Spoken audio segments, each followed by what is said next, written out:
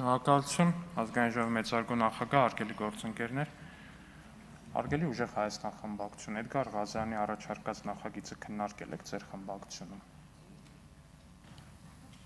Չեք քննարկել,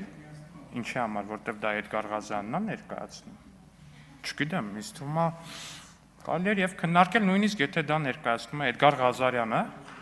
բայց ինչեւ է անցած ելույթն եմ ուզում հիշատակել պարոն Ղազարյան, դե գիտեք ինքը գալիս է այստեղից դիմում է միայն ձեզ եւ Հայաստան խմբակցությանը ու ելույթի ընթացքում ասեց դատվելու եք ձեզ պետք է գալու Արամ Վարդևանյանի ծառայություններ, մեզ չի դիմում ինքը, ակնհայտորեն մեր հետ չի խոսում, ելույթի սկզբում ասեց չի մեր ոչ մեր անունն է տալի, ոչ մեզ է դիմում խոսելուց։ Գալիս է ասում է հարգելի ուժեղ Հայաստան եւ Հայաստան դաշինքի անդամ падգամավորներ։ Դուք դատվելու եք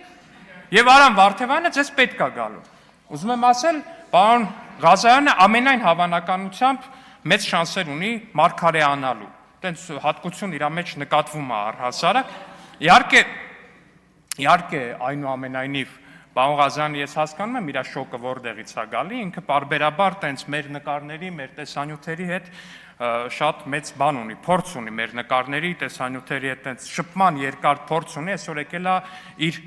կուրքերին ու իր իդելներին որպես այդպեսին մոտիկից է տեսնում, հասկանում եմ հուզմունքը, բայց այնուամենայնիվ կոչ եմ անում, երբ որ ազգային ժողովի ամբիոնից եք խոսում, նախ առաջինը եկեք ներողություն խնդրեք հայ զինծառայողների մահը կամենալու համար։ Հարգելի ուժեղ Հայաստան խմբակցություն, այս խոսակցությունը չի փակվելու։ Ձեր շարքերում նստած է մարդ, ով որ կամեցել է ուղիղ տեքստով ասել է հայ զինծառայողների մահը։ Դա չի փակվում, դա չի անցնում գնում, դա չի վերանում։ Ինչքան դուք այս թեման չնկատելու տակ, դրանից այս թեման չի վերանալու, քանի դեռ այստեղ խմբակցության անունից ներողություն չեք խնդրել։ Շնորհակալություն։ Հավանիչ տեսանյութը եւ բաժանորդագրվիչ նորությունները բաց չթողնելու համար